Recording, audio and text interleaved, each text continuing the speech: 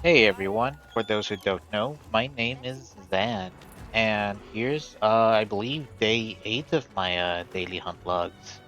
And today I wanted to talk about Wilds title updates. So obviously we're going to stick with title update 1. I don't really need to talk about the base game, um, because everyone knows that sort of came out in a disastrous uh, situation. Still a fun game, but a lot of people bought it, found out they couldn't really play it because optimization. But not what I'm trying to talk about. So let's see. It was a roughly around April when the first title update hit, and um, I'm trying to think, focus at the fight and everything. But it came out with not only Mitsune, but high rank Zoshia, which was very odd. It didn't come out at the time it did, or I should say, it was odd that it didn't come in the base game, because it sort of left the story in a strange place. But at least it's finished now, because fighting it only in low rank, or fighting it at low rank at all, was weird. They should have left that for high rank only. Not gonna lie. Um, Whoops, I did that offset too early. But Zoshia, although not too tough because it's part of the story of Monster Hunter is never that difficult because that tends to be the easiest part of the game. Compared to everything else that comes after. Event quests, title updates, new monsters, difficulty adjustments, and so on. Um, Zoshia is still, frankly, a somewhat difficult monster, and shouldn't necessarily be taken too lightly. You still really gotta make sure you dodge his attacks. Um, and yeah, I'm sort of staggering on what I should say. Very unfocused, very on and off of what I'm trying to think. So yeah, they added me. They they've also added Mitsune and um a very interesting monster. I like the fight; it's very fun, and I like the way they have the eye going on. Because that's part of it, like variation or variant. Um, Pretty sure that it's a variant and not a subspecies. And uh, man, I'm trying to find the words to say it properly.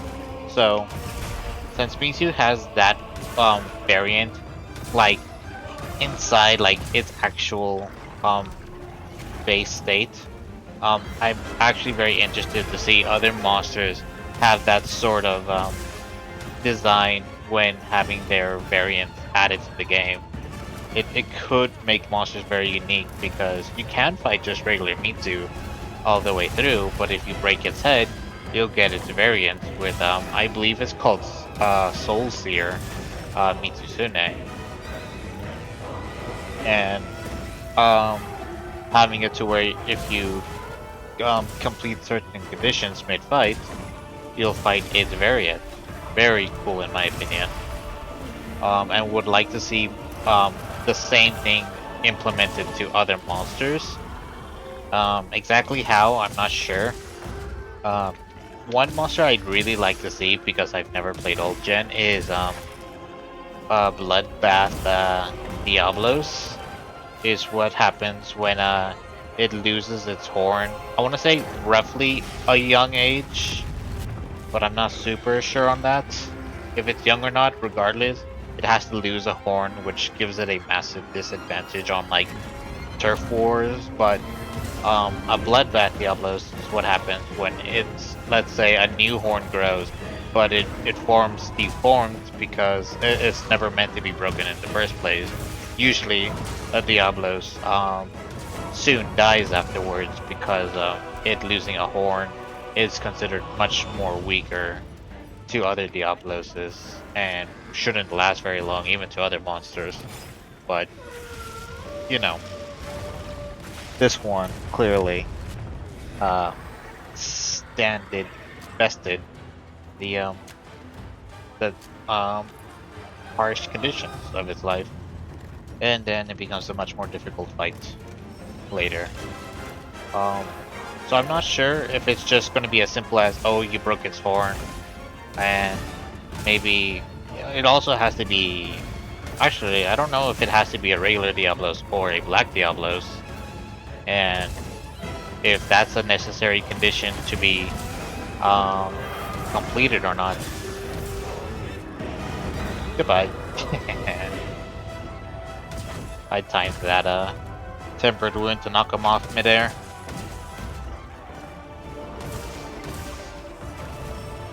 And so yeah, rather they keep doing that with other monster variants or not. I would like to see more of that implemented. It'll give like a sense of variety to the monsters we have. It's almost like as if we got two monsters, but they better implemented it into one. So that's cool. For those who end up watching this, if at all, if you know about more variants, what's a variant fight you'd like to see added the way Mitsu was added into this game?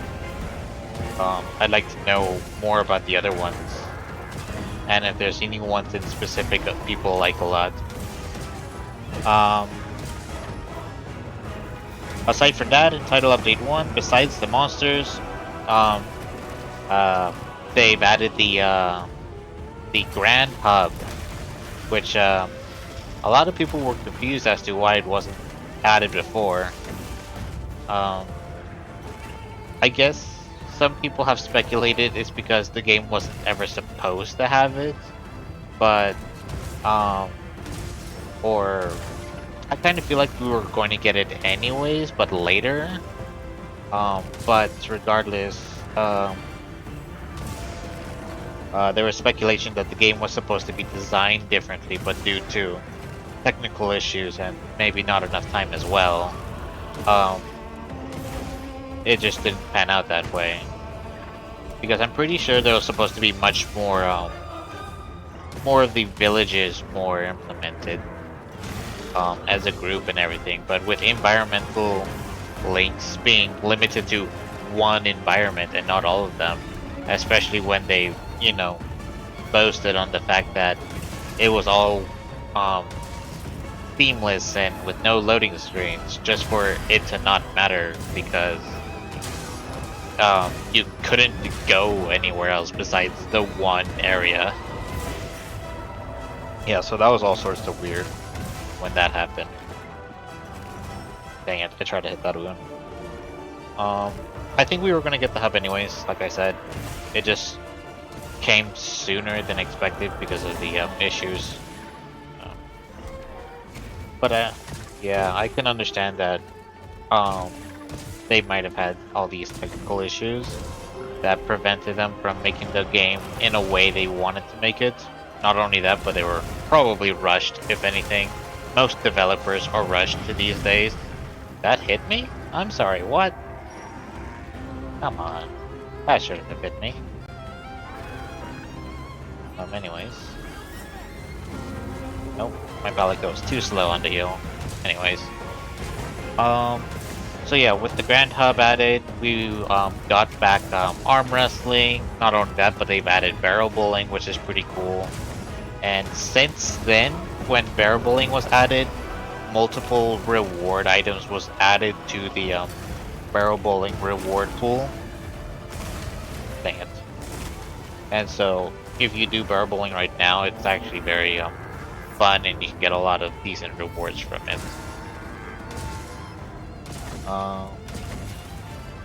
Let's see, what else? Of course, it's a title update, so it comes with a lot of general bug fixes to everything.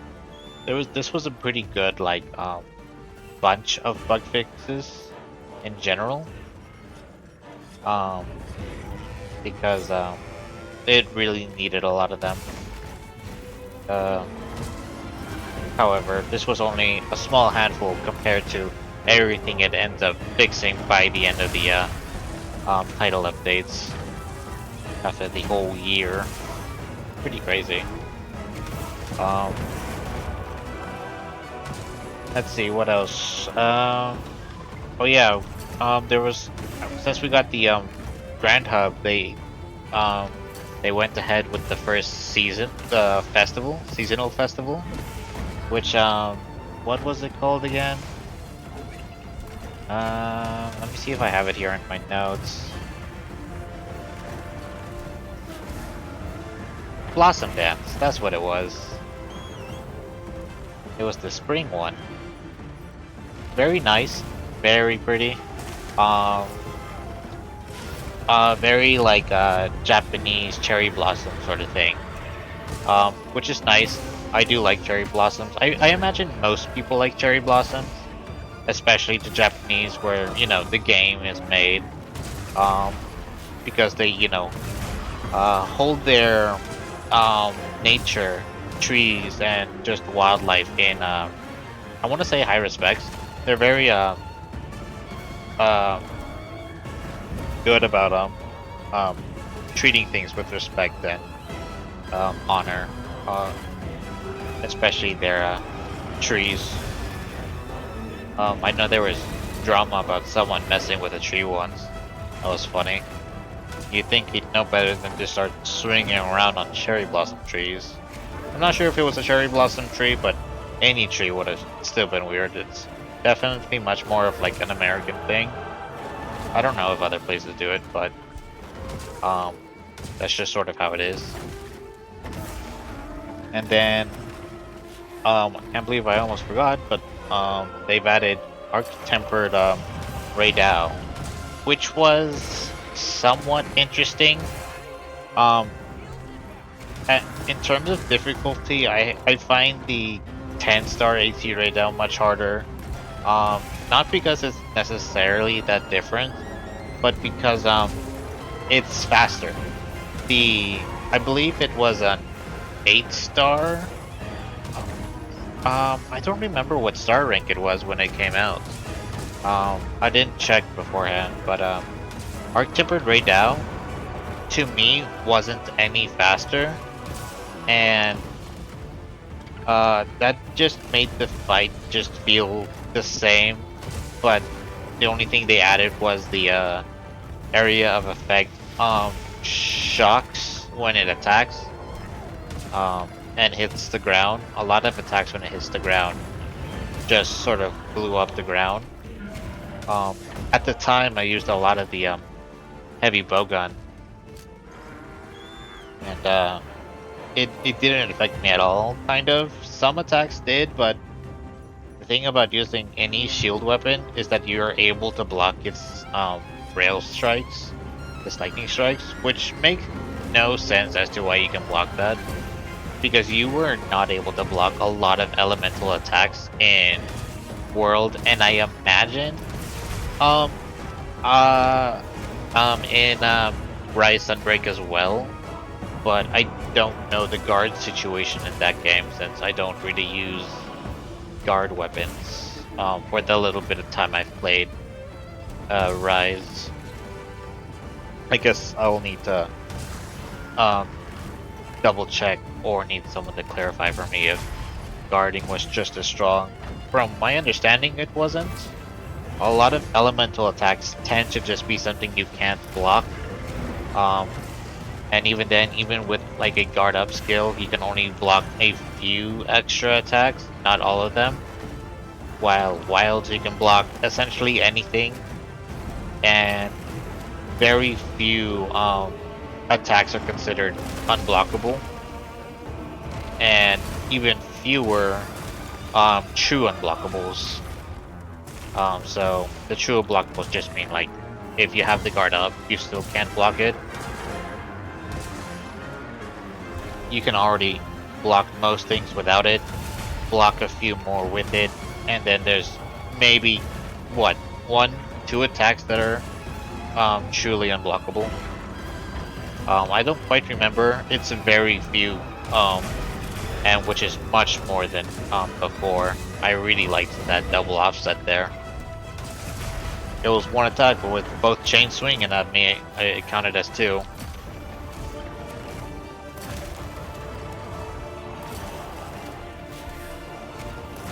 Dang it! I was hoping to get that. Anyways, what else? What else in title update 1 besides the festival? There was AT Radao, I said that. He's cool, but he was not that fast and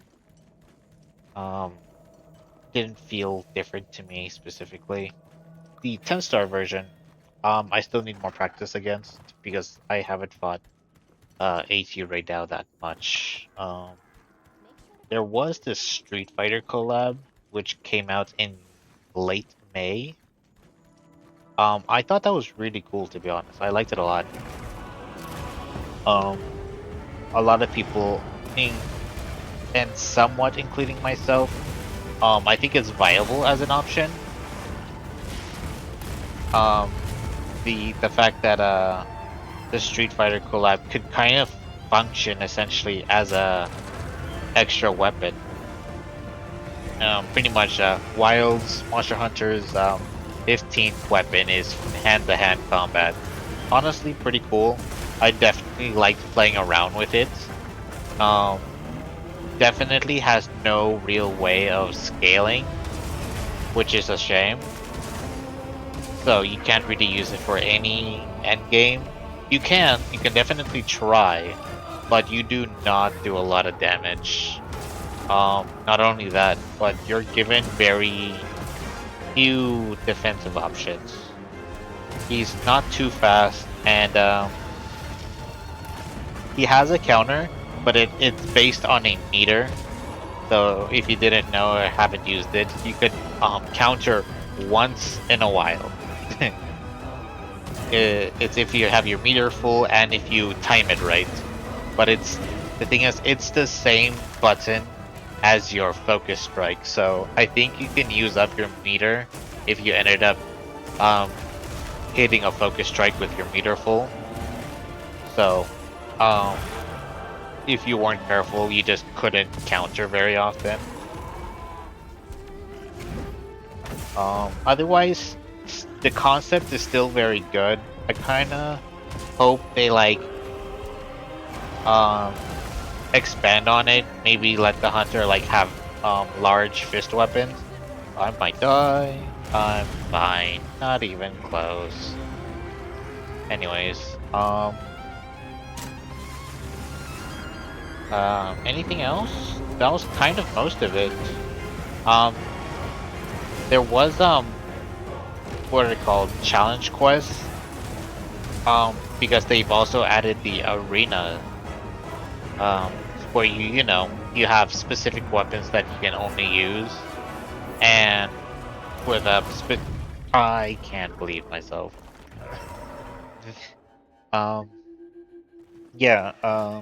Arena quests where you're given a total of 6 weapons with specific builds given to you as a preset, and you try and fight the monsters. I believe the first one should have been Doshiguma, and then the second one was A2 Radao. I think. Actually, A2 Radao is not considered an arena quest. It was Doshiguma that was an arena quest, and Radao was a challenge quest. Same timer, but you were given free choice of build. And it wasn't in the arena. Radao was in his nest. I did like it. I like it. If you wanted the Street Fighter armor sets, you'd have to do the special collab arena quest for it specifically. You ended up fighting in a Jarikon. That was pretty fun too. I liked playing around with it a lot.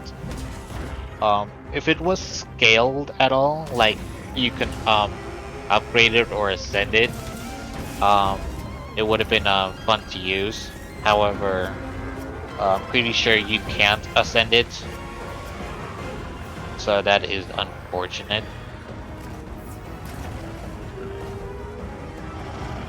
This guy.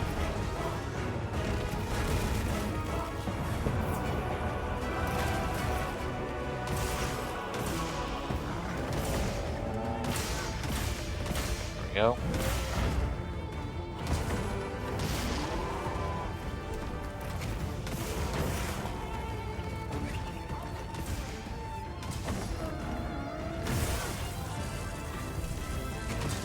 If anything, this guy might already almost be dead. Something I really wish they added in those what's it called, guild reports.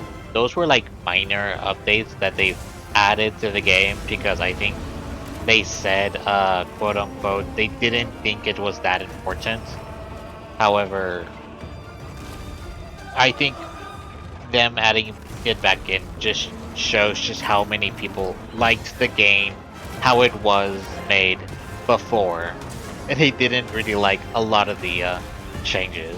One change they haven't made yet, which I'm freaking upset about, is the fact that you can't put endemic life that you captured decoration as in your tent or outside of it. I mean, it has the slots. You're given 4 slots per like in locale tent to use, and the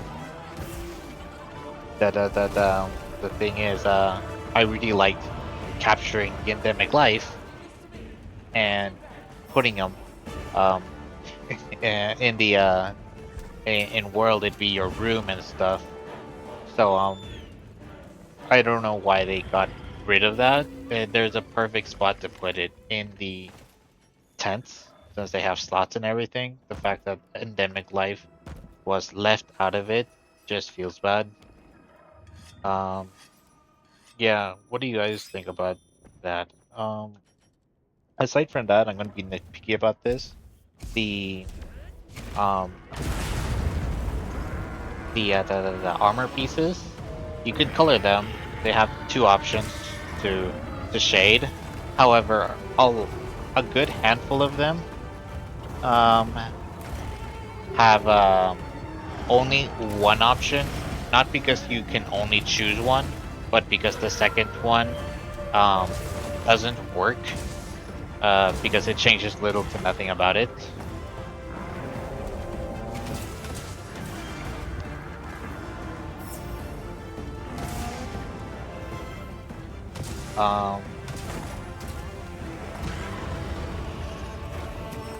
Oops, sorry, I got distracted. I'm being asked a question, but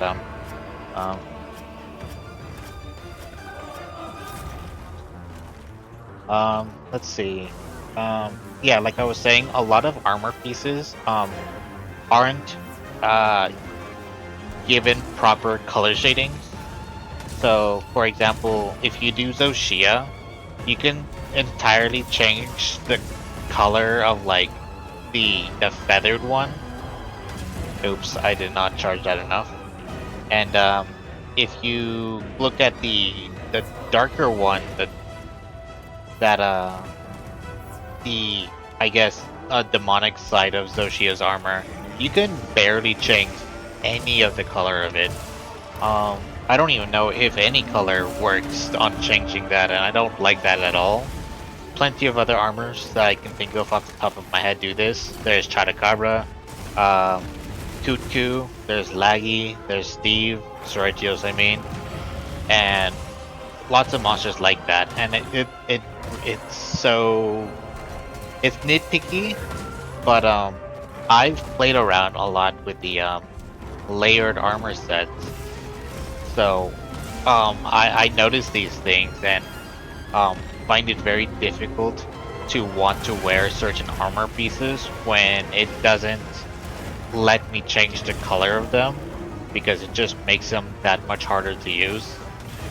Like even now, I'm using some Chadacabra armor pieces, but I've had to change other armor pieces to match it because Chadacabra doesn't let you change its green.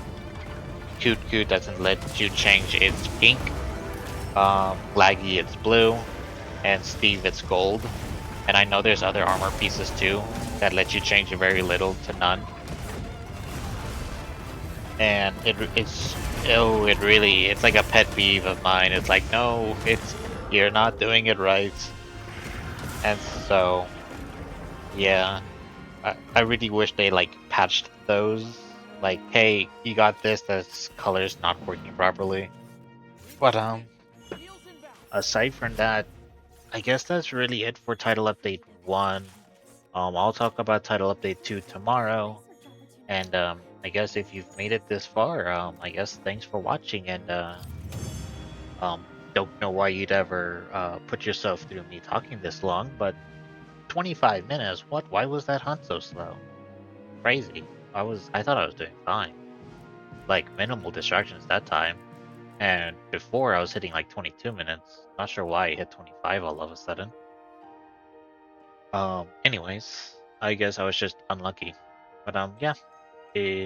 Thanks for watching. Leave a like if you want, and I'll catch you guys tomorrow. Goodbye.